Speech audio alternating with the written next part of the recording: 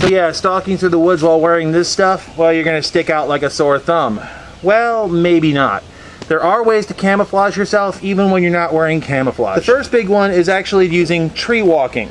Now I know I've talked about tree walking in the past, so I really don't think I have to go over it. Well, I call it tree walking, some people call it ghosting, a bunch of other different names for it. Basically, it's just putting so much hard cover between you and the bad guys that they just can't physically see you, and that's really kind of the point of this. The second way is to actually use the terrain to your advantage. So you can see over here, there's actually a dip in the terrain that I've talked a little bit about before. Well, that dip in the terrain is underneath the sight line of this bunker.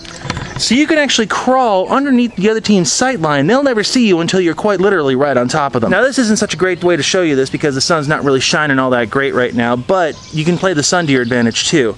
It's kind of a double-edged sword because on one hand, if you're playing with the sun to your back, you can put the sun in your opponent's eyes, it makes it hard for you to see.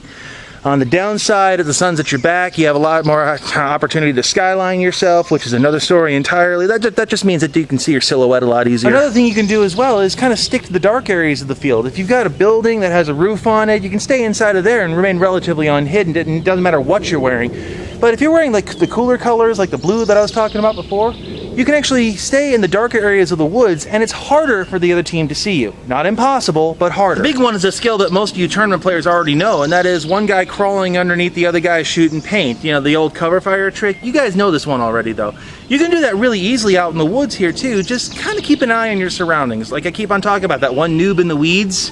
Yeah, you don't want to be that guy who didn't look to his left and saw the one kid with the rental tipman going, "Yee!" So what I'm getting at is there's plenty of opportunity that you can use camouflage without actually wearing camouflage. Now that being said, if you actually got a set of BDUs or if the field rents coveralls, I would honestly pick that over this, especially for woods play. But even if you don't know how to use camouflage, it's better than nothing.